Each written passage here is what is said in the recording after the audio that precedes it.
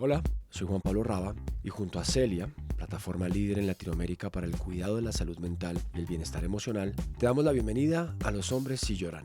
Este es un espacio seguro dedicado a explorar un tema crucial y a menudo pasado por alto, la salud mental, mientras rompemos con los estigmas y estereotipos que la rodean. Acompáñame en este viaje personal mientras yo navego por una crisis de mediana edad y comparto el impacto que ha tenido en mi bienestar emocional. Junto a Celia, cada miércoles traeremos conversaciones sinceras con amigos extraordinarios y entrevistas con expertos que nos ofrecerán consejos prácticos para profundizar en las complejidades de la salud mental y la importancia de levantar la mano y buscar ayuda. Los hombres sí lloran, donde la vulnerabilidad es nuestra mayor fortaleza. Estamos haciendo una escucha de discos imprescindibles. Así le puso a él. Entonces, como nos toca argumentar, él dice, yo creo que el primer disco imprescindible es What's Going On de Marvin Gaye. Y yo con Juan Pablo todos los días como, oiga, hoy nos toca, mañana por ejemplo toca Motorhead. Yo no puedo con Motorhead. No, me gusta mucho la música, Lenny. pero detesto la voz de Lemmy, man. No puedo con ella. Pero me estoy oyendo todo muy juiciosamente. Entonces, además, ahora nos tocó sumarle el de la semana. ¿Cuántas películas vas? ¿En el verte una película al año? ¿En cuántas vas? No, ¿Una ya se película al acabó, día? ya se acabó. Era un año de ver Eran una película. 365 días, se vieron 555 películas. Te viste 555 películas. Sí. O sea, casi a 2 por día. Sí. ¿Por qué así de enfermito? Porque mi cabeza es la cabeza de... Mi cabeza funciona como la cabeza de un adicto. Es lo que he entendido. Entonces yo tengo que alimentar la cabeza para que chupe y esté satisfecha con algo en excesos, ¿no? Pero pues algo que no me mate. Algo que no me mate ni coronariamente a punta de comer, ni comprando y quebrándome, ni usando drogas, ni... Entonces yo por eso es que leo tanto, oigo tanta música, veo tantas películas. Mandas tantos memes. Mando tantos memes, porque más multitaskeo de una manera muy loca. Si te estoy mandando memes en la mitad del día es porque estoy retocando. Ok. Es muy loco. Bueno, pues en primer lugar quiero decirte y darte la bienvenida a este también tu espacio, llamado Los Hombres Sí Lloran. Los Hombres Sí Lloran nace de una necesidad muy personal de hablar sobre salud mental. Esto es como una versión seria de, ¿cómo es el de Between Two Ferns? ¿Es que se llama? Sí, exacto. Me están viendo las plantas, ¿verdad? Están viendo las plantas. Sí. Y tú podrías ser como medio primo lejano de... Sí, güey. Porque empezamos a los trascasos, es que eso no se hace, Juan Pablo. Uno no arranca las cosas así. Bueno, quiero que sepas que eres el primer invitado que es mi amigo hace mucho tiempo. Y lo quise reservar porque considero que tú y yo hemos tenido muchas conversaciones a nivel personal sobre la salud mental. Pero antes de entrar a eso, yo simplemente esa fue como la introducción, me gustaría que nos contaras un poquito para las personas que de pronto no te conocen o que no siguen tu Instagram y no conocen lo que haces, nos digas un poquito quién eres y qué haces. Bueno, mi nombre es Karim y como lo tengo en la biografía que mando a las convocatorias y a las cosas, yo soy en orden cronológico dibujante, lector y fotógrafo. Leo mucho, veo muchas películas y series, o sea, yo absorbo mucha información y trato de sacar todo eso por medio de imágenes, sean dibujadas, sean en fotos. Y tengo como dentro de estas varias vidas que tiene la gente que no va a la oficina todos los días, en especial. Tengo un trabajo muy comercial, de publicidad, de fotografía de publicidad, y tengo una parte en la que produzco obra artística. Ahora bien, dices que la gente que no va a la oficina, tú tienes una oficina, tú tienes un taller. Pues la oficina es como el cuarto al lado, el taller, venir acá, ir al CD, ¿no? O sea, me refiero como un lugar de trabajo al cual uno va todos los días de la misma manera. Mi lugar de trabajo cambia la mayoría de los días. Tengo mi estudio, ¿no? Y esta mañana, por ejemplo, fui y cuando me senté fue como, uy, yo no quiero estar acá hoy. Entonces organicé, porque estuve haciendo fotos la semana pasada y tatuando a una amiga. Entonces organicé, regué plantas, cogí lo que me tenía que llevar para mi casa y me volví para la casa. ¿Quieres agregar a tu biografía de, por cierto, Que tatuador? estoy empezando a tatuar. ¿Quieres agregar eso? No, eso todavía no. Eso, así como uno no dice que uno es... Me acuerdo, es como el cuento de Santiago Ayerbe, un amigo que dice que cuando uno compra un piano, uno es el dueño de un piano. Cuando uno compra una cámara, es fotógrafo. Así de perrateado está el oficio. Entonces, es lo que es. Entonces, no voy a decir que soy tatuador porque estoy aprendiendo a tatuar apenas, entonces... Pero pues, realmente es como una continuación de esa línea de venir dibujando desde niño, ¿no? Desde niño, eso, ok, perfecto. Gracias por hacer mi trabajo tan fácil. Siempre. ¿Cómo entra, cómo Tu llega el trabajo, arte? tu vida, tu todo. Es todo. ¿Cómo llega el arte a tu vida? O sea, ¿cómo es que uno se vuelve artista? Yo soy el resultado de la ecuación de mi entorno, así, divertido. O sea, uno puede ver cada uno de los factores. Yo soy el hijo de mi papá y soy el hijo de mi mamá. Mi papá es un tipo que tiene un cuento para todo. Papá, uno no puede decir nada, uno puede decir la vaina más absurda del mundo y como, una vez se nos hace, como este man, ¿dónde saca tantos cuentos? Ese es mi papá, es un tipo que cuenta historias. Y mi mamá es una mujer que lee historias. Yo leo porque mi mamá lee, porque mi mamá leía. Yo siempre he visto a mi mamá, además se leía unos mamotretos que me decía, pero ¿cómo se lee uno el Shogun? El Shogun es una vaina gigante, es como unos libros. Yo leo porque mi mamá lee. Entonces yo soy una persona que le gustan mucho las historias, por eso las leo, las oigo y las veo. Y me encanta contar historias. Entonces por eso las hablo todo lo que hablo, porque pues no me quedo callado tampoco. Y las dibujo y las fotografío. Y ese es como la primera parte, ¿me entiendes? O sea, mi papá es un tipo que toca guitarra y tomaba fotos. Claro. Mi mamá cantaba con él. Pero hay una gran parte de mi base musical. Mi papá además trabajaba en una multinacional, entonces viajaba mucho y traía discos de 45 revoluciones. Entonces nosotros desde pequeños oíamos, mi papá siempre ha cantado boleros y bambucos, pero también oíamos Bon Jovi y Tina Turner y música clásica. Y entonces tenemos, mi hermano y yo, un abanico musical inmenso. Y ya cuando uno empieza a crecer, realmente como que la base más importante musical viene de mi hermano.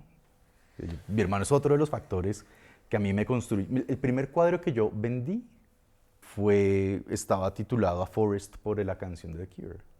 La primera canción que yo aprendí a tocar en guitarra fue Boys Don't Cry de The Cure, porque era la banda favorita de mi hermano. Entonces, sí, no, para mí, yo soy el resultado de mi entorno y pues metiendo mi parte y revolviendo como va uno aprendiendo a revolver el ingrediente. Boys Don't Cry, además, uno de los grandes referentes de este podcast, por supuesto. Pero realmente el que le dio el nombre, el que terminando el nombre, es la canción de Dani Álvarez, de Diamante, la de los chicos que lloran. Ah, ok. ¿No sabías eso? No sabía. ¿Viste? Mira, ya me sabes enseñaste todo algo. de mí. ¿Cuál es tu primer recuerdo con el dibujo específicamente? Porque claramente estaba rodeado de expresiones artísticas, pero ¿cuál es el primer recuerdo con el dibujo? Yo era un niño muy introvertido. Yo estudié en un colegio solo masculino y a mí no me funcionaba la cosa. No, era un colegio masculino donde hacían deporte y el deporte y yo nunca nos hemos entendido mucho. Pues yo desde niño he sido ñoño. Entonces imagínate uno de gafas, aparato de dientes, gordito, nombre raro. Pues marica, mis libros eran mis amigos. Yo era como... Mi hermano era mi amigo porque le tocaba, ¿me entiendes? Como... y yo solo me acuerdo de dibujar. Y mi hermano cuenta ese cuento mucho. En algún momento mis papás me metieron a clase de dibujo en la Escuela Nacional de Caricatura. Y todos los sábados a las 7 de la mañana me llevaban. En este momento uno entiende lo que es ese amor. Oiga, eso Claro, es como... Eso es amor de verdad. Sábado te va a llevar a cualquier... No te va a llevar a ningún lado, man. Aprende a coger un bus a los 6 años. Como es llevar un chino a eso, no va a pasar. Claramente no tengo hijos. Entonces, pero me metieron a clases de caricatura. Porque me encantaba Garfield. Amaba a Garfield. Sí, y ahora tengo un gato naranja que es igualitico a Garfield. Entonces, yo creo que arranca ahí, ¿no? Mi familia además, siempre, me acuerdo que en alguna Navidad una prima me dio un libro de algún artista que decía, aunque no es por este lado, pues el arte está en todo. Alguna vaina así, como diciendo pues que yo dibujaba, pero que yo no le estaba apuntando al arte, sino a la caricatura y a los cómics. Y amo los cómics, me encantan, o sea... Pero en algún momento pues aparece este otro lenguaje que me empezó a cautivar. Ahora, ten en cuenta que yo empecé estudiando música. ¿Ah, sí? Ah, ves que no sabes todo sobre mí tampoco. No sabía. Ah, sí, yo me gradué del colegio y empecé a estudiar música. ¿Y? Porque yo cuando descubrí, en algún momento, de esos momentos de la adolescencia, en que dibujaba y leía todo el día, en algún momento uno se vuelve esta masa amorfa con bigote y nariz grande, botada en un sofá que no hace nada. Y mi papá me dijo como, por favor, haz algo, te lo ruego, lo que sea, haz algo en la vida. Y el que era mi mejor amigo que vivía en el piso de arriba empezó clases de guitarra. Entonces fue como, pues metámonos a esta vaina. Mi papá tenía una guitarra, pues. Y pobre Pocho, ese man sufrió conmigo porque yo cancelaba las clases cuando el man llegaba. Como, no, no puedo, me duele la barriga. Y que va. Era muy vago. Pero claro, ahí fue que me enganché con todo. Y por primera vez empecé a tener referentes de gente, de adultos, que eran como yo quería ser adulto. Porque todos mis referentes eran como pues, los amigos de mis papás. Y mi papá es un ingeniero eléctrico y mi mamá es una administradora y mi hermano es un economista. Entonces cuando uno de pronto empieza a ver gente grande, entre comillas, porque uno tenía 15, estos tipos de 30 pues eran grandes, que se parecían más a lo que uno quería ser, gente que era sensible y que podía expresarlo, fuera con rabia, fuera sin rabia, ¿no? Como, y a mí eso fue lo que me cautivó de la música, o sea, mi entrada a todo lo que yo hago realmente es el grunge. ¿No? Con todo y que yo venía con toda esta escuela musical, pero cuando llegan los 90 y el primer disco de grunge que tuve yo fue Dirt de Alice in Chains. Y, y eso fue, es un tipo que tenía una emoción parecida a la de uno. ¿No? Y es raro porque yo ya había oído cosas pesadas antes. O sea, el primer LP que yo compré fue Seventh Son of a Seventh Son de Maiden, de Iron Maiden. Y mi primer CD fue Seventh Son of a Seventh Son de Iron Maiden. Y nunca los he podido ver en vivo, además. Pero es muy gracioso lo que dices porque igual dices que no es producto de su entorno de alguna manera, ¿no? Mm. Pero igual tu entorno era muy diferente. Y me dices que empezaste a conocer a adultos que se parecían más a lo que querías ser. Igual, o sea, había una inquietud con Claro, respecto a no parecerte cuando yo, a ese digo, entorno. cuando yo digo que soy el resultado de mi entorno, esencialmente, que por eso hablo de mi papá, mi mamá y mi hermano, eh, es la curiosidad. Mi papá es un tipo que cocina, que siempre ha cocinado. Mi hermano también. Entonces era gente que yo creo que también tiene mucho que ver con ser una familia de migrante, ¿sabes? Porque, por ejemplo, mi papá cuenta que cuando él era niño en Roldanillo, el que hacía el mercado era mi abuelo. Y se llevaba a los niños a la plaza y escogía y decía comer que tenían que hacer todo. Entonces también es una cosa que yo me acuerdo siempre que uno ve la publicidad de los 80 y 90, por ahí unos libros de los hombres en la cocina, y es como porque era tan raro que un hombre cocinara, pero en mi familia no, era normal porque mi papá cocinaba. Veían películas, la música, todo esto, o sea, el exceso de información de mi familia es una locura. Pero sobre todo es que es gente muy curiosa. Y la curiosidad, en mi oficio al menos, y creo que tú y yo lo hemos hablado, es el componente más esencial que hay, es el qué pasa si hago esto, o cómo se hace esto, o no. Como que uno le da curiosidad pararse y mirar la granola de Hokusai que está hecho en los tiles que tienes ahí, porque uno como, ¿qué será esa cosa? No. El lío es que uno piensa que esto es normal, y eventualmente se da cuenta que no. Entonces ahí es donde uno empieza a ser un poquito como el paria en el colegio, como... Entonces, claro, para mí yo tuve una infancia muy, muy solitaria, entre comillas, ¿no? Eh, y la adolescencia, cuando descubro esta parte de la música, eso empieza a generar unos círculos sociales chistosísimos, ¿no? Porque además uno no tiene nada que ver con la gente del colegio. Yo creo que la mayoría de la gente cuando se ve en esas reuniones de los no sé cuántos años de graduados es como, Sí. su ¿Qué man es hacía yo que, acá? es que man, porque es que Total. o sea, si uno los conociera ahora, no sería amigo de ellos para nada. Pero era porque uno compartía un espacio, o sea, 8 horas al día con la misma gente, pues claro que uno se va a volver amigo. Pero cuando uno empieza a encontrar estas otras amistades a partir de lo que a uno le interesa, a uno le gusta, ¿no? Para mí es muy raro. Yo tengo muy, pues, amigos del colegio, No tengo. Mis amigos aparecen, mis amigos más cercanos son desde los 30 para acá.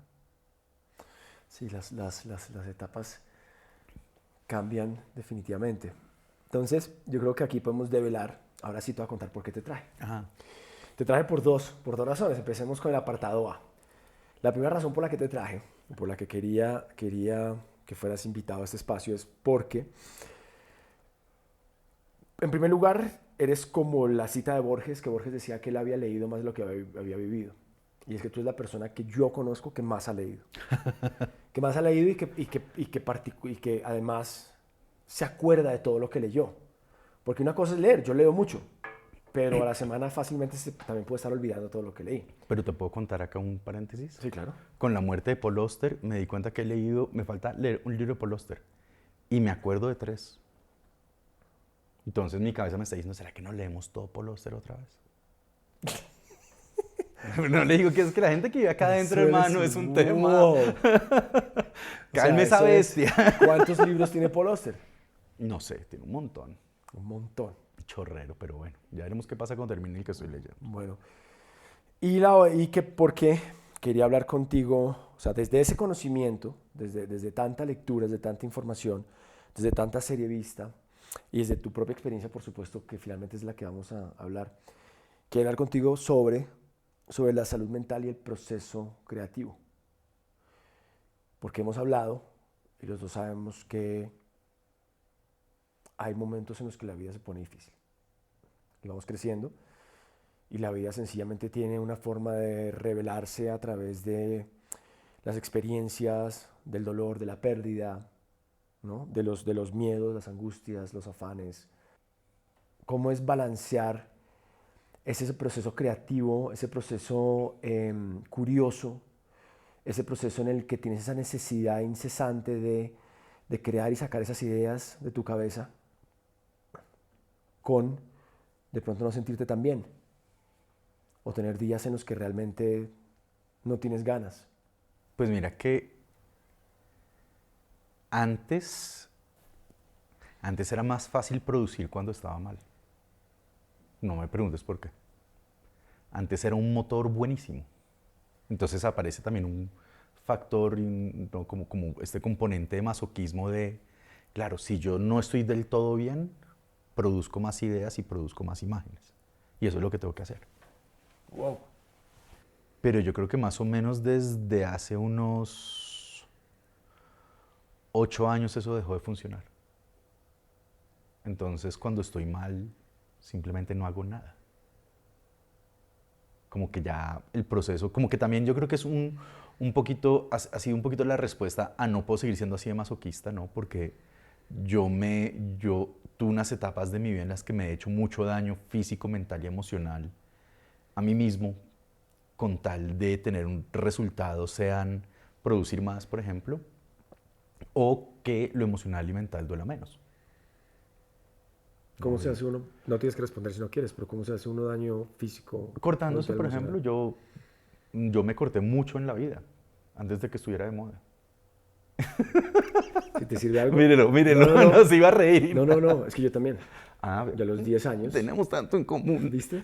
A los 10 años yo me cortaba. No, yo lo hice mucho tiempo, mucho tiempo, y era una respuesta a no doy más con mi cabeza o no doy más con el corazón. ¿No? Y necesito que algo me distraiga un poquito porque esto, si a mí se me desemboca la cabeza, es que uno es creativo y uno es creativo hacia todos los lados. Ese es el problema. Que uno dijera, es que yo solo soy creativo con las imágenes, o solo soy creativo. No, los niveles de autodestrucción de uno, los métodos de autodestrucción, uff, que yo creo que en la vida uno produce algo tan sofisticado como eso, son nada más súper enredados, no, porque uno sabe que esto a final del camino, todo se va a ir a la mierda, uno lo sabe, ¿no? Pero uno como que se hace el tonto, pero es todo un proceso de autodestrucción, entonces desde lo físico hasta todo esto que te estoy contando, uno es súper creativo. Entonces, en mi caso, por ejemplo, desde la adolescencia era no entender, yo además vine a entender mi tema de salud mental hace entenderlo del todo. 2 años largos, casi 3, tal vez. ¿Cómo llegas a ese entendimiento? O bueno, ¿o qué es? En una crisis con un trabajo, con un proyecto que yo dije que eso me iba a sacar, ¿no?, al estrellato. Y la persona que estaba produciendo la campaña me dio unas instrucciones y yo era muy neófito en el tema de la publicidad y todavía le creía a la gente. Entonces, uno no le cree a nadie, uno va con todo. ¿No? Uno no llega con solo trae la cámara. Ah, bueno, no, uno tiene que llegar con todo por si acaso. Y el proceso de postproducción de ese proyecto, así fue súper traumático. O sea, una campaña que duramos 3 meses haciéndola. Entonces, ilógico. Me tomé todo muy personal, muy personal. Y el nivel de ansiedad que eso me generó fue macabro. Y por ese proyecto se acabó la relación que tenía en ese momento. Mi pareja de ese momento como que me dice, a raíz de todo lo que eso me generó a mí, y me salgo de control y me vuelvo un energúmeno, ¿no? Ella me dice, no puedo más. Yo en ese momento estaba en terapia, pero el terapeuta me dice como, tal vez hay que ir a psiquiatra, a que revisemos qué es lo que tiene usted, ¿no? A que realmente podamos decir, esto es ansiedad, esto es depresión, esto como de entre todo este abanico, ¿qué puede ser? ¿Por qué el psiquiatra? ¿Qué tipo de...? O sea, estabas en un psicólogo Yo y estaba él te con dice... yo estaba con un psicoanalista y él me dice, porque yo le dije, no doy más, o sea, me estoy ahogando, no puedo más con la vida, no tengo uñas, no duermo, no nada, ¿qué hago? Entonces él me dice, como no, listo, vamos a ver si podemos hablar con un psiquiatra para que lo mediquen. ¿No? Ok, Como, para ver si hay algo, ok. claro, sobre todo para que la vida sea un poquito más fácil. Y yo siempre le tuve mucho miedo a la medicada, ¿sabes? Como el estigma de la medicada. Siempre le tuve mucho miedo porque como mi cabeza, como yo suelo decir que mi cabeza es de adicto, pues yo trato de no acercarme a cosas que me puedan volver adicto de esa manera. Y la salud mental siempre ha tenido muchos estigmas. Como lo que uno ha aprendido es de las generaciones de arriba, entonces ir al psicólogo era terrible porque eso era para gente loca. Y yo no quiero estar loco. Y ya en ese momento tocó ceder al medicamento.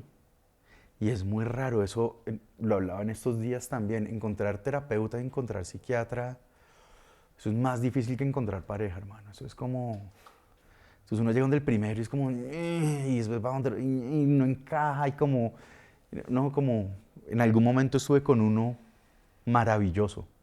2 amigos iban con él y un día en el que él solamente me habló de libros. Y a mí me encanta hablar de libros, pero no te voy a pagar para hablar de libros. Sabes que, perdona que te hago un pequeño paréntesis ahí, pero nosotros estamos trabajando a la mano con Celia, que es una plataforma para el cuidado de la salud mental. Y esa es una de las cosas que más me llama la atención cuando uno entra a la página y es que lo primero que te dicen, te ayudamos a encontrar al terapeuta adecuado para ti o para lo que necesitas. Más o menos me pareció que era importante. Entonces, a través de unos cuestionarios, ya que hoy en día todo es algoritmo e información y data, ¿no? Digamos que te van dirigiendo hacia poder llegar de la forma más rápida y oportuna como a esa persona en cuestión que seguramente te pueda ayudar. ¿Hace cuánto vas a terapia? ¿Y cuándo fue la primera vez que decidiste o que creíste que era necesario ir a terapia? ¿Te mandó alguien? Mi ¿Te primer dijeron? episodio de terapia fue a los 11 años por un abuso sexual en el colegio. Entonces mis papás me llaman donde el psicólogo, no sé qué, y yo vine a desbloquear que yo fui a donde un psicólogo muchos años después. Yo me acordaba de todo el episodio, pero lo que bloqueé fue al psicólogo. Nunca el episodio, era como una vaina pa' loca. Entonces, sí, como que mi experiencia de niño, lo que yo me acuerdo era como ir, dibujar y hablar. Pero eso a mí nunca me ayudó a entender nada de lo que había pasado en ese episodio, ¿no? Como unos 10 meses antes de divorciarme, me doy cuenta que estoy en el hueco más hueco posible, o sea, pensamiento suicida, toda la cosa, sin pedir ayuda. Yo tengo muy claro que si uno no pide ayuda, es porque está yendo a eso muy seriamente. ¿no? Si uno se quiere morir, uno no va a hacer un show antes de morirse. Uno solamente lo hace. Y gracias a Dios, dentro de mi cabeza hay una parte mía que se le prendió la alarma y dijo como que esto sí es muy grave. Entonces busquemos ayuda. Y ahí estuvo el proceso de 4 personas que nunca encajaron del todo, pero que la tormenta del momento le ayudaron a pagar, ¿no? Que era lo importante. Como diría Mafalda, que lo urgente no deja tiempo para lo importante, entonces primero fue taclear lo urgente. Después de eso, claro, ten en cuenta además, acuérdate que yo me divorcié a los 41. Eso quiere decir que este episodio fue no recién cumplidos, pero cuando tenía 40, que fue el mismo año que me dio una embolia pulmonar. Entonces, cuando a mí me da la embolia, 6 meses después de cumplir 40 años, aparece una vez más, porque acuérdate que a los 30 me intoxiqué con monóxido de carbono, aparece...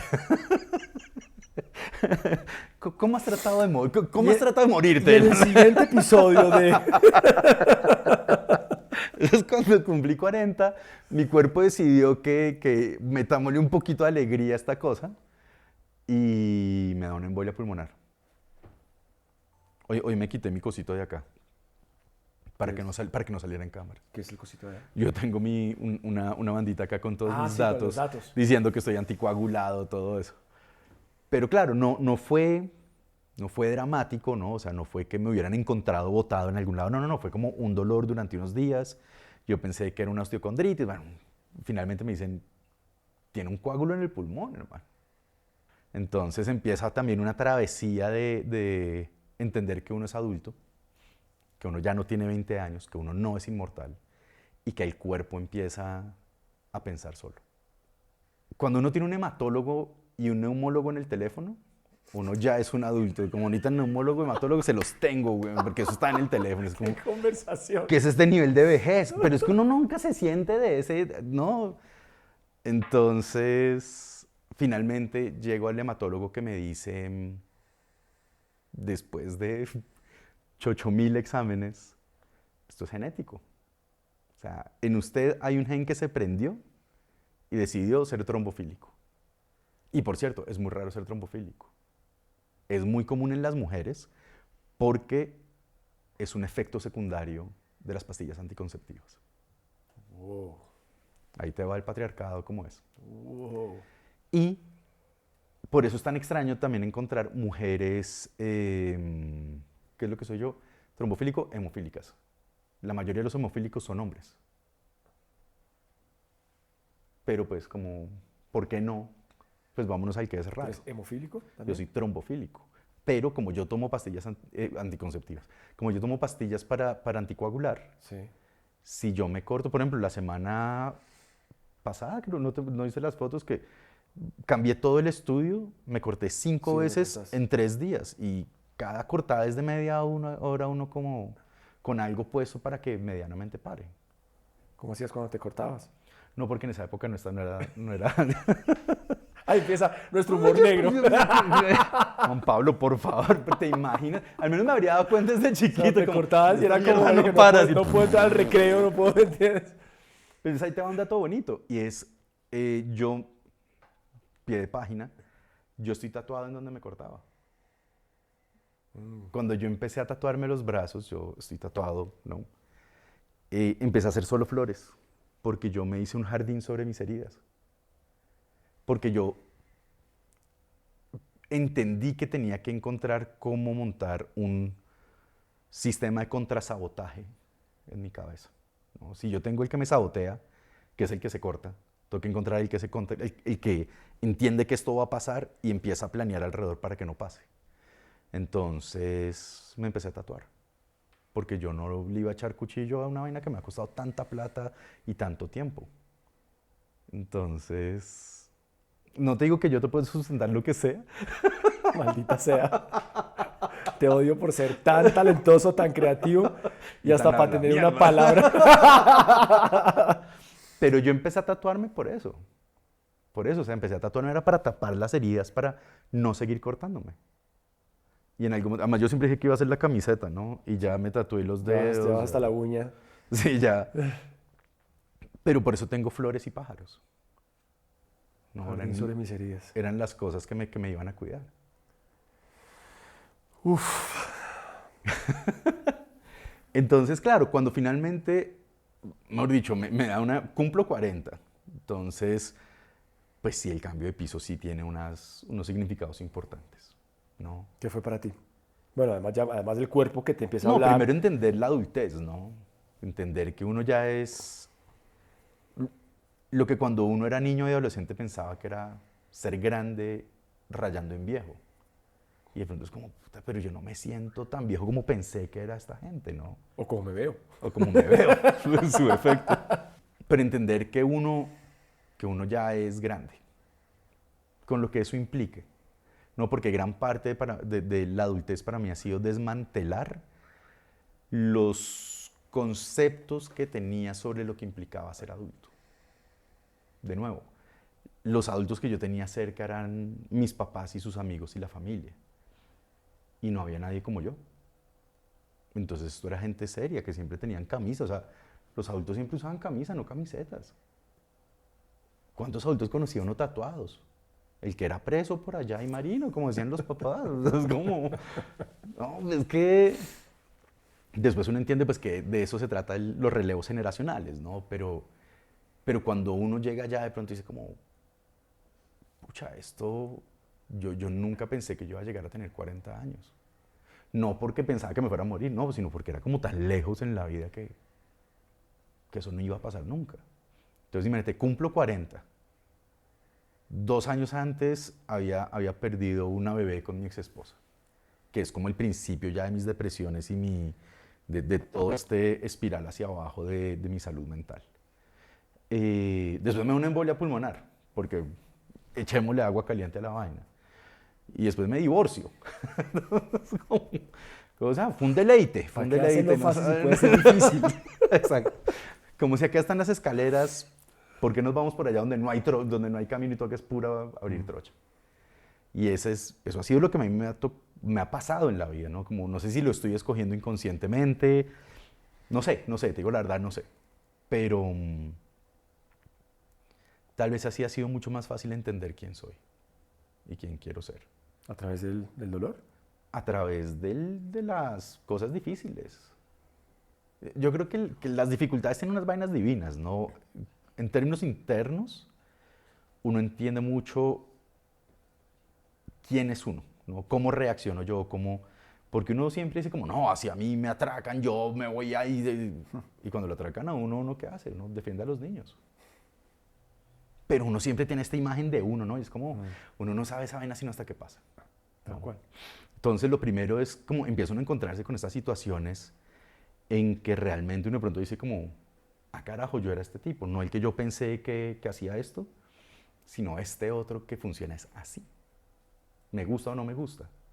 Y si te gusta, lo alimentas, si no te gusta, te toca cambiarlo, punto. Pero hay otro detalle para eso muy lindo y es, en los momentos de dificultad, es donde uno entiende quiénes son sus amigos. ¿No? Como ser amigo cuando la cosa es fácil es fácil. Cuando todo está chévere es facilísimo. ¿No? Los amigos de fiesta y los amigos de todo eso. Pero cuando uno se le muere un hijo, cuando uno se está divorciando, cuando uno está enfermo, toda esta piscina de gente que siempre andaba por ahí cerca, aparecen tres.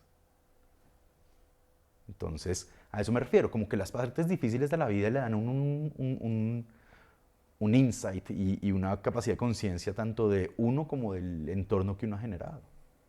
Y es precioso. Pero entonces, claro, pasa todo esto, me da la embolia, yo empiezo a ir a terapia, me divorcio. Yo siempre digo que yo pues, soy muy afortunado porque mi divorcio fue muy suave en medio de todo. ¿No? Tiene unos aspectos de telenovela muy locos, pero al final, pues, nadie se tiró un plato con el otro, nadie quedó odiando al otro, nada. Todo en buenos términos.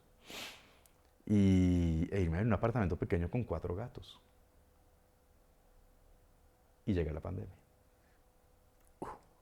Porque si lo podemos hacer difícil, ¿por qué lo haríamos fácil? Claro, hermano? obviamente. O sea, ya que estás soltero, ¿por qué no te encierro solo durante no sé cuántos meses? Menos mal tenías 4 gatos. Menos mal. Menos mal porque al final, durante mucho tiempo, fueron la razón de no rendirme. ¿Tú No, lo llamas así? ¿Rendirte? O sea, No ¿crees sé, que, no crees sé, que, ¿sabes? crees que si uno cometiera un acto desesperado, así, o sea, eso es para ti en tu cabeza, es rendirse? Lo pregunto sin ningún tipo de juicio, por No, ¿sabes simplemente... qué? Es un poquito como estoy mamado de este juego. No quiero jugar más este juego. Este plano me sabe a cacho. Ya no quiero estar más en este plano. Entonces es como salirse de ese ecosistema. ¿Qué hay por fuera? No sé. No sé si hay algo, si no hay algo, si ahí sí pues termina siendo una cosa muy de qué quiere cada uno, ¿no? Pero para mí es rendirme en términos de como cuando uno estaba jugando Mario y no te daba y no podías y no podías y no podías. Era como, marica, ¿saben qué? Hablamos mañana. Y mañana vuelvo a ver si la logro. Y creo que es lo mismo, es como estoy mamado de este mundo y estoy como... Entonces los gatos fueron en ese momento el incentivo de no parar, ¿no? De no poder soltarlo todo. No sé si es rendirse realmente, ¿no? Pero sí es muy claro que vivir es duro, ¿no? El otro día no me acuerdo con quién hablaba que le decía es que respirar debe ser, respirar por primera vez debe ser la cosa más horrible que hay. Merece uno venir allá de ese calientito en agüita y de pronto a este frío tan horrible. Vivir es áspero. No, vivir es complicado. Por muy cómodo que tengas la vida, vivir es complicado. Y es algo que nunca nos explican. Que nunca nos explican que la vida, porque no siempre dicen que la vida es dura, pero nunca le explican a uno qué tan dura puede llegar a ser. Pero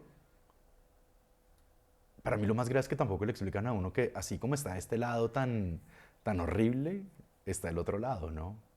Y es este lado tan maravilloso y tan divertido. Y que al final si uno le explicaran que es que la vida es como tanto, y eso que yo, de nuevo, yo vengo de una familia que, pues siempre me explicaron que el mundo era mucho más grande de lo que yo pensaba. O sea, mi abuelo es un tipo que viene de un país que yo no conozco, por ejemplo. ¿De dónde? De Siria. No, yo sé en dónde queda Siria, yo lo puedo encontrar, o sea, en el mapa lo encuentro así, pongo el dedito. Pero de ahí a poder decir qué toca hacer para llegar a Homs, la ciudad a la que venía mi abuelo, no, porque nunca lo he hecho. Porque es que es muy grande lo que hay que hacer. Pero yo siempre tuve la idea y la conciencia de que el mundo es gigante, de que la vida es inmensa, ¿no? Tal vez por eso es que me gustan tanto los libros, porque hace que esa inmensidad sea un poquito más tangible. Porque no es pensar que hay un man en Rusia, que el diablo se aparece en Rusia, no, es Bulgakov, el maestro y Margarita, es leerlo, ¿no? Además llega la pandemia y yo tuve 2 terapeutas fabulosos, súper diferentes además. Yo te conté que tuve este primer acercamiento cuando niño, y después viendo en Venezuela, donde nos conocimos y me peluqueabas. Exactamente. Empecé a ir donde César, que hacía Gestalt, y la cosa más maravillosa del mundo, Sí. un video muy loco hacer Gestalt, pero yo sí creo que todo el mundo lo debería hacer alguna vez. Es muy sanador, muy, muy sanador. Y después hago como este tour de terapeutas acá a ver con quién encajo. Finalmente, cuando ya salgo de la tormenta, busco al negro Orduz, que, psicoanalista, y era muy chévere porque trabajamos mucho con mis dibujos. ¿No? Entonces era como unas conversaciones ¿Puedo? muy... Sí, sí, sí. Para eso lo traje. We the Wounded. Cada cual no tiene un nombre. Nosotros los lastimados. Muy bien. Simplemente como para que vean un poquito del trabajo que hace Karim, ahora que mencionaste el tema de los dibujos. Todo lo que yo produzco imagen, yo tengo detrás de la puerta de mi estudio un mapa conceptual para poder entenderme. Porque hay un punto en el que uno produce tantas cosas que tiene que poderlo poner en lugares. y todo lo mío llega al inconsciente colectivo de Carl Gustav Jung. Porque me parece fantástico todo lo que hizo Jung. Dentro de toda la ignorancia que todavía tengo sobre él, con lo poco que he leído, me gusta mucho toda su teoría del inconsciente colectivo y me gusta mucho su manera de entender la psiqui y me encanta su parte mística y, ¿no? O sea, como que para mí ese man es como con el que yo resueno mucho. Y en algún momento me encuentro con una amiga me dice, oiga, volví a Bogotá, veámonos, pasa de todo ese día. Y al final ella me dice, qué pena, es que vengo a una terapia con un terapeuta nuevo, un man junguiano. Y yo, ¡ah! ¿Qué? Esto es lo que estoy buscando, esta es la sincronicidad de la que habla Jung. Entonces, nada, termino llamando a Daniel Ulloa, y fue maravilloso. Maravilloso. Daniel es el que eventualmente me dice, busquemos psiquiatra, porque necesitamos poder entender en términos químicos qué se puede hacer, ¿no? ¿Términos químicos te refieres como algún desbalance, de pronto Ver alguna si yo tengo un falta desbalance. de...? Sí, exacto. Es como revisemos la cosa porque es que al ser tan estigmatizado, uno no entiende que todo lo que uno vive es una reacción química en el cerebro. ¿No? Que yo esté aquí sentado, que yo hable con ustedes, que yo dibuje, que yo... Todo es porque hay una cantidad de procesos químicos, físicos dentro de mi cerebro que hacen que yo viva esto. Si una de esas cosas se desbalancea, esto es un dominó. No estoy diciendo que sea malo, estoy diciendo que todo cambia. Entonces hay gente que la pasa muy bien porque su desbalance los lleva a lugares buenos. Y hay gente que la pasa muy mal porque su desbalance los lleva a lugares muy malos. El problema es cuando uno no sabe las reglas del juego. Es que esa es la parte que a mí me parece que es más complicada aún. Es tú sentir que te quieres morir y no entender por qué. Entonces creo que también tiene que ver mucho con eso el cuento de la adultez. Yo me quiero morir desde los 5 años. O sea, yo todos los días me levanto y tengo a un man en mi cabeza que me dice como, uy, esto sería más fácil si paráramos ya. Y es como, pues, convenzámoslo de que no. No. Yo a ti te he hablado mucho, yo tengo una metáfora en mi cabeza y es que aquí vivimos 5 y cada uno tiene una personalidad. Eso a mí me ayuda a entender lo que me está pasando en mis temporadas, ¿no? Cuando tengo temporadas autodestructivas, yo sé quién es el que está manejando el carro. En algún momento le preguntan a alguien que quién es y después de muchas vueltas dice, yo soy una conciencia que experimenta este plano por medio de este cuerpo. Yo creo que a medida que uno crece y el cuerpo crece y envejece, que no son lo mismo, pero muchas veces van simultáneos, uno se da cuenta que uno no es su cuerpo, por ejemplo, o sea, el dolor de la rodilla, que uno dice, yo alcanzo a correr, ajá, voy a cargar esto.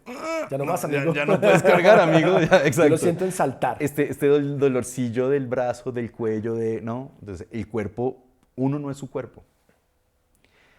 Pero uno tampoco es su mente. Porque es que a veces mi cabeza dice unas vainas que uno dice, pero ¿dónde salen estas vainas, Mario? O sea, yo no soy así, lo juro. O los memes que me mandas, por ejemplo. Por ejemplo, exactamente, como todo lo inapropiado, ¿no? Como hay una parte de uno que piensa unas vainas que son horribles, que uno, de verdad, que uno dice, yo no soy la persona que dijo esto. Claro. Entonces, para mí, poder haber puesto esta metáfora de mis 5 personajes, de los cuales hay dibujos, son ciudades dentro de Karimistán, que es el proyecto de ahorita, eso me ha dado la posibilidad de pilotearme mejor, de que sea un poquito más fácil la vida. ¿Sanas a través de tu arte? ¿Crees que sanas? ¿Te terapias de alguna manera? No sé, ¿sabes? Hay días en los que soy consciente que lo que estoy haciendo es metiendo el dedo en la llaga. Pero porque hay que meter el dedo en la llaga a veces. O sea, es como cuando es como cuando tú te caes montando bicicleta en esos lodazales inmundos y te abres la vaina, pues hay que limpiar esa herida por dentro. Lo primero que hay que hacer Mira, es... que tengas envidia. Tengo mucha envidia. Eso es una ok, pero no insultes por favor mis caminos. Déjame, yo hablo de lo que yo quiera, para eso me invitaste. Pero para uno limpiar esa herida, primero hay que limpiarla por dentro para poderla cerrar después. Si la cierras con mugre adentro, pues esa vaina se va a infectar. Entonces uno tiene que meter el dedo en la llaga muchas veces para poder limpiar. Con la muerte de la niña hay 2 imágenes, hay 2 fotos y hay muchos dibujos sobre eso. Y fue el proceso de, bueno, saquémoslo, no quiere decir que no me duela, pero quiere decir que, que puedo coger esto un poquito y ponerlo fuera de mí, ¿no? Cuando tuvimos a Andrés Parra como invitado, dijo una frase que creo que a todos nos marcó. ¿Trajiste a Andrés Parra antes que a mí? Sí, claro que sí. Con toda razón. Si no, te podría contar esta anécdota que te voy a contar. Decía que cuando el dolor llama a tu puerta, ábrele. Tú le abres la puerta al dolor y eso es valiente. Porque le abres la puerta, lo invitas, te tomas el café con él, dejas que te den la jeta, lo procesas. Pues porque va a llegar y además. sigues. O sea, o le abres la puerta o él tumba la puerta. ¿Cuál prefieres? Claro, ¿Cuál prefieres tú? pero ¿Quieres dejarlo entrar y vivirlo como medianamente en control? Claro, pero alcanzas a entender el Claro. grado de alguna forma, autoconocimiento y también sensación de paz que hay en eso que acabas de Claro, decir. a mí lo que pasa es que yo creo que hay una parte en la que uno entiende. Nicole Krauss tiene un libro divino que se llama The History of Love. Y tiene una parte preciosa en la que alguien le dice al personaje principal que cuando uno se protege del dolor, se protege del amor inevitablemente. ¿No? Cuando uno lo hieren emocionalmente, uno dice, nunca voy a volver a amar porque esta mierda duele. Y pues, sí, eso duele. Entonces, si uno se protege del dolor, se está protegiendo del amor. Entonces, yo creo que acá hay una parte que es importantísima y en términos budistas es muy bello y es, el dolor es inevitable, pero el sufrimiento es opcional. Entonces, claro, el dolor viene y le toca a uno la puerta. ¿No? Me divorcio, se muere un niño, se le muere uno, no, todo lo que pueda pasar. A nosotros nos han enseñado que uno siempre tiene que estar bien. ¿No? Desde que aparecen redes sociales es peor, porque todo el mundo está súper bien en las redes, ¿no? Los amigos de uno todos están en yates felices. Y uno todo triste, o sea, Juan Pablo feliz saltando en su bicicletica y uno ahí en la casa como, Y dale con yo la no puedo bicicleta. pedalear, mi bicicleta tiene otras 2 ruedas así para yo poder montar, ¿no? Y si uno no lo entiende bien, si uno no entiende que eso es una ilusión, la vida se vuelve horrible. Entonces, cuando uno pelea, primero tienes este referente de afuera horrible con el que uno siempre se va a comparar, ¿no? Pero después, como uno siempre le dicen que uno tiene que estar bien, entonces uno dice, cuando llega el dolor, yo no puedo mostrar esto, yo no puedo vivir esto, y uno le empieza como a tratar de negar, como pues esa vaina duele. A uno la pierna le duele, pero uno camina normal. Eso cree uno. ¿No? Uno medio cojea y uno dice, nadie se da cuenta. Al final lo que uno tiene que hacer es como, acéptelo. Acepte que la pierna duele y vaya y tenga el proceso de sanación. ¿No? Pero tenemos el problema que nunca nos han enseñado que eso era era tal vez la opción más sana de todas. No solamente físicamente, ¿no? Porque después no te jodes la pierna de seguir caminando sobre ella, sino emocionalmente y mentalmente. Entonces, claro, la vida duele, porque una de las dimensiones de la vida es el dolor. Pero si además decides meterle drama, y eso dicho por una persona que fue criada a punta de Pimpinela y Marimar, pues es que, ¿qué más podemos pedir, hermano? O sea, nos enseñaron a ser codependientes, y Pimpinela eran hermanos. Que sepamos. No, pero piénsalo así, nosotros tenemos, los que crecimos en los 80, la información que tuvimos era de una codependencia tenaz. Entonces, claro, cada vez que uno le terminaba una media novia, eres, me voy a morir. Y uno se moría. Porque toda nuestra educación ha sido codependiente, ha sido súper apasionado. Y así como el apasionado es que nos reímos súper duro y toda la vaina, es que el llanto es desgarrador. O sea, uno llora hasta que se deshidrata. Entonces, también hay una parte de la adultez en la que uno empieza a decir como, uy, man, tal vez no me toca dar tan duro en las vainas malas, tal vez, pues sí hay que vivirlo, pero pues no me tengo que morir con cada cosa mala. ¿No? Porque todo esto te empieza a sumar vainas a la cabeza. En los días malos, ¿cuáles son tus herramientas? ¿Tienes algún protocolo? Mis últimas 2 semanas que no han sido buenas, he visto unos 18 stand-up comedies. Buenos, malos, lo que sea. Y lo que te escribí el otro día, es impresionante la cantidad de gente que hace stand-up que habla de salud mental. Es muy fuerte, ¿no? Y creo que tiene que ver con que tenemos la capacidad de también poder llegar a reírnos de eso eventualmente. Seguro. ¿No? De poder decir, de poder hacer los chistes pesados que uno hace, no, y menos mal no tomaba anticoagulante cuando me cortaba, porque no, es como, pues esos chistes como que no son tan leves, ¿no? Pero si uno no se ríe, pues la cosa va a ser más pesada aún, ¿no? Sí. Y me impresionó lo que te decía, o sea... Nos llevamos unos años pues claramente un movimiento muy amplio hacia no querer lastimar o hacer que alguien no se sienta bienvenido, ¿me entiendes? Pero también últimamente hay también un movimiento hacia, también protejamos el humor, sin ponernos de ningún lado, ¿no? Pero también hay un movimiento hacia, tenemos que podernos reír de nuestras propias desgracias y nuestras propias tragedias también, porque pues finalmente es una forma de procesarlo, ¿no? Mal que bien. Empieza la segunda parte de esta charla. La segunda parte de la charla ya no tiene que ver contigo, sino conmigo. Todo tiene que ser sobre Juan Pablo, siempre. ¿Sí? Y tiene Trae que ver tu conmigo. bicicleta, ponla acá. Tiene que ver conmigo porque antes ya mencionaste algo, y es que tú eres, junto con Juan Carlos Rincón, que también fue invitado antes que tú. Yo sé, ya lo oí. Lo oí, pero más yo lloraba. De por qué lo pusieron primero que a mí.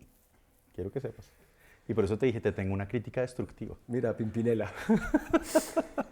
Ustedes dos son los únicos dos amigos hombres que tengo que son capaces de llamarme, o de que yo les llame o les escriba, les pregunte cómo están y sean capaces de frente de decirme: hoy mal, esta semana no tenía ganas de vivir.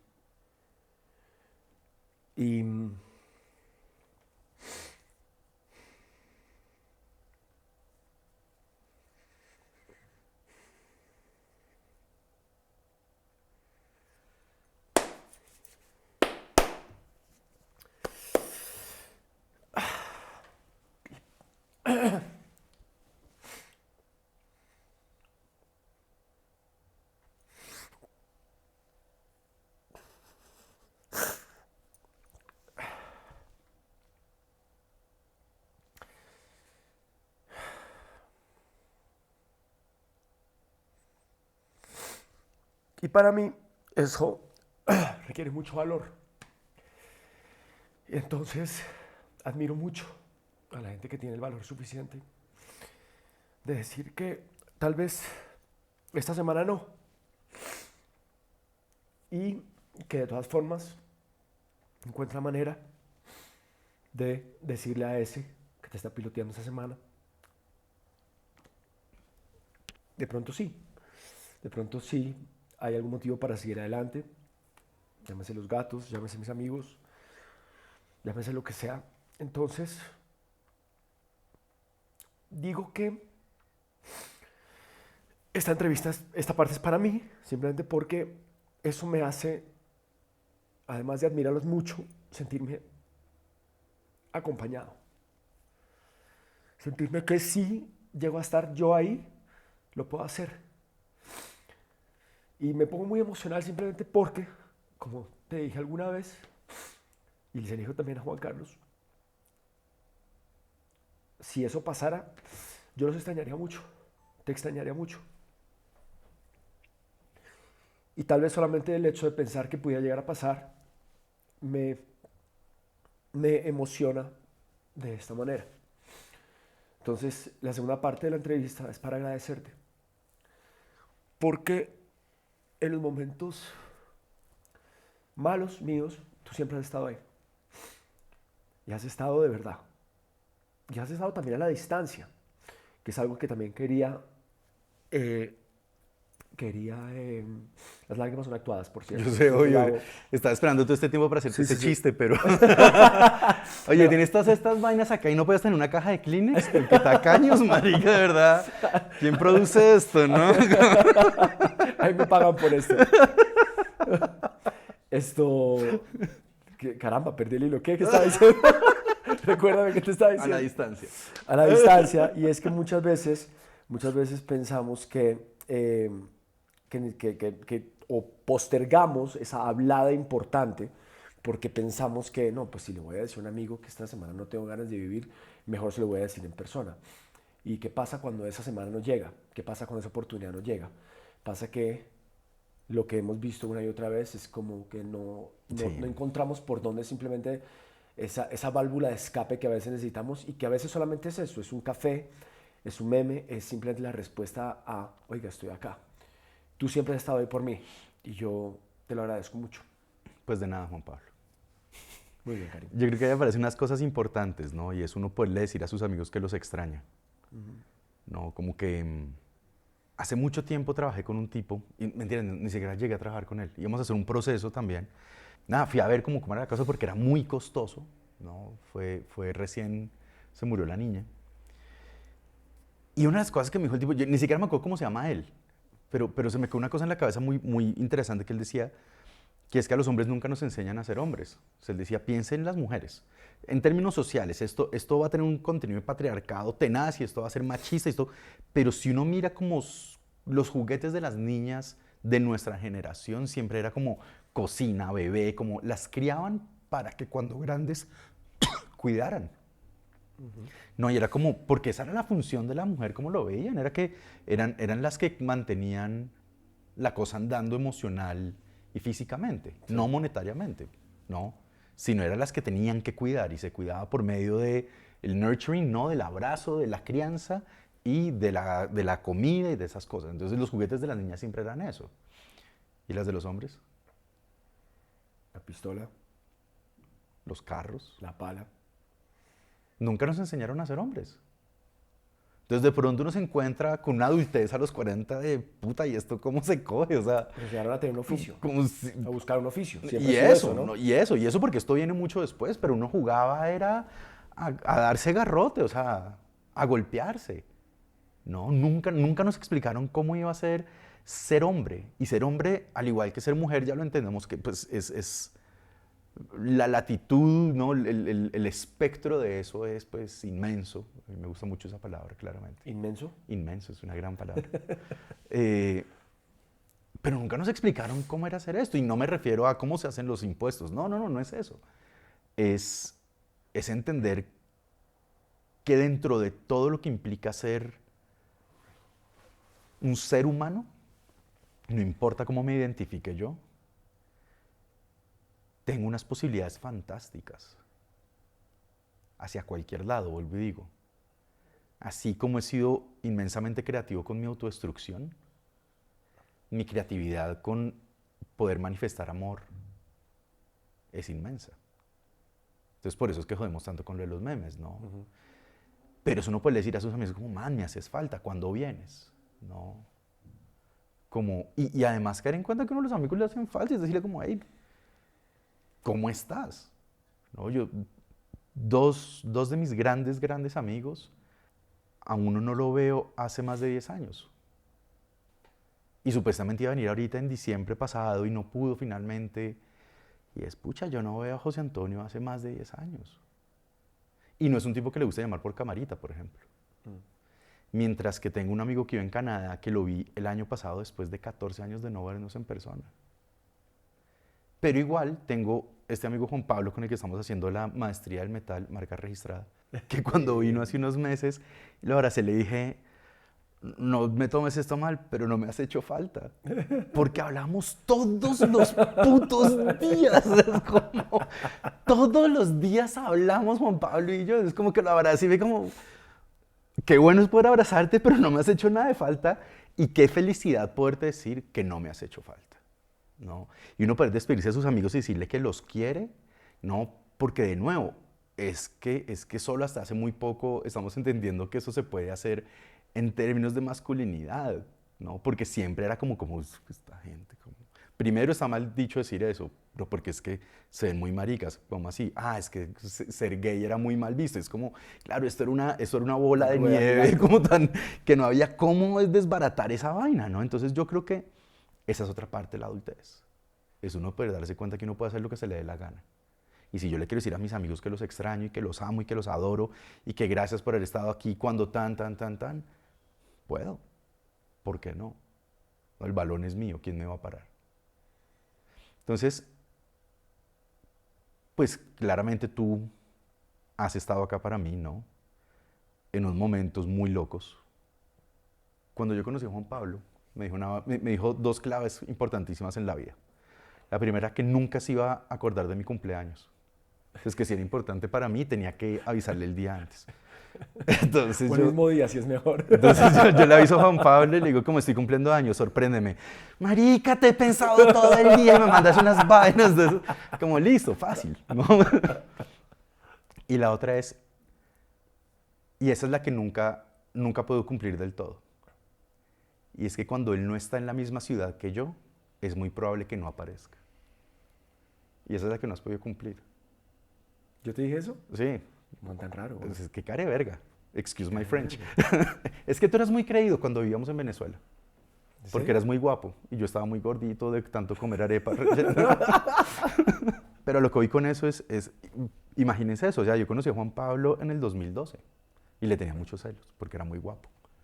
Era como más todo alto. El otro día que estaba con Dani Álvarez, que me dice, no, me encontré a Raba y lo abracé, ese man es como hecho de piedra. Y yo, ¿verdad? Es como tallado. Y uno todo suavecito, ¿no? Uno parece un colchón inflable. Y el man está hecho de piedra. Cuando yo conocí a Juan Pablo, era como, man, pachurro, man. Es como... y después me cortó el pelo un día y ya, nos bromance con todo. Bromance forever. Pero, por ejemplo, esa es otra cosa que para mí fue muy importante, que tú miras como nunca te vas a tomar mal a esto, pero yo nunca te voy a llamar el día de tu cumpleaños porque no me voy a acordar. Yo, en cambio, anoto los teléfonos de todo el mundo en el contacto, entonces me aparece en el teléfono y yo le escribo a la gente. Porque eso se puede hacer, Juan Pablo, ¿sabías? Para eso tienes un teléfono así de caro. He tratado, sabes que he tratado, pero bueno. O sea, es más fácil eso que montar en tu bicicletica. ¿Sabes que te voy a sacar un día? Eso espero. Porque te voy a poner como un yelmo. Me amenazaste hacer, porque más no me puedo caer, porque si me caigo estoy anticoagulado y me muero. Karim, gracias. De hacerte reír. Te quiero. Yo a ti. Te admiro. Yo a ti. Gracias por estar acá. Nunca llegó tu conductor, ¿no? Se había refundido con los pasajes de avión que siempre me mandas para viajar contigo. ¿Yo te dije que te iba a buscar? No. Entonces... Es lo mínimo que uno espera de ti, Juan Pablo. Mándame a tu conductor. Yo sé que no tienes conductor, pero mándame a alguien. O sea, Para la próxima te tengo conductor. Pero bueno, estamos hablando de tu parte, Juan Pablo. Ya, eso es. ¿Eso es? Eso es. O sea, tú querías era llorar en la cámara, nada más. Era eso. Es que es el momento en el que vendemos. Claro. Es Juan Pablo llorando. Yo nunca lloré. No. Acuérdate que El se llama tenía Los que hombres llorar sí era lloran. yo, man, no tú. Pero hiciste fuerza para no hacerlo. Te vi bien concentrado. Hubo dos momentos. ¿Te dio hubo pena? dos ¿Te dio pena llorar frente a No, cámara? no me dio Cuéntame. pena, me dio pena con ellos. No, mentiras, no, a mí no me da pena llorar. Yo creo que después yo aprendí a llorar en público cuando me divorcié. Porque caminaba por ahí, lloraba, y era como, marica, pues uno llora. No, y vuelvo al cuento, es que siempre nos han prohibido ser humanos. Como que es muy jodido la cantidad de reglas que nos han puesto en la vida, man. Es No, como... por eso, para mí llorar nunca ha sido un tabú. En mi casa mi papá lloraba un montón. También era actor. De la vida. O como dirían los argentinos, chanta. Era re chanta, ¿me entiendes? Era re chanta. Cara dura, ¿viste? Re cara dura. Pero sí había muchos tabús en cuanto a la salud mental, la depresión. O sea, eso sí no existía, no había forma. Yo, pues, creo que parte de ser actor es también poder como sacar como esos dolores, tristezas, traumas, lo que sea. A mí nunca me ha dado pena llorar, realmente. Como te digo, a veces me pagan muy bien por hacerlo. Pero es que a mí hay muchas cosas que me emocionan. Y me emocionan, a mí hay cosas muy tristes que me hacen llorar, pero también cosas muy felices. A mí me emocionan mucho los éxitos de mis amigos. No sé, hace poco como que Monkey me dice que la aceptaron en MIT y yo lloraba con ella. ¿No? Me emociona y también, pues, obviamente veo cosas horribles que me emocionan, pero en general... Pero ¿no te ha pasado que a medida que uno crece, uno llora más con cosas como buenas? Como que uno está más dispuesto a llorar con lo bueno. No que con lo malo no, sino que antes como que uno se contenía más cuando pasaban las cosas buenas. O sea, yo lloro en todas las películas, todas, o sea, intensamente totalmente. Dos, así, la ansiedad. El Rey León es terrible, claro. Pero el 1, el 2 no. El uno, solamente el uno. En todo caso... Y con la sirenita nunca vamos a llorar. No. Gracias. A ti. Gracias por estar y por seguir estando y por haber estado. Qué suerte la mía. Qué afortunados. Sí, eres muy afortunado, Juan Pablo. Lo soy. Te quiero. Yo a ti.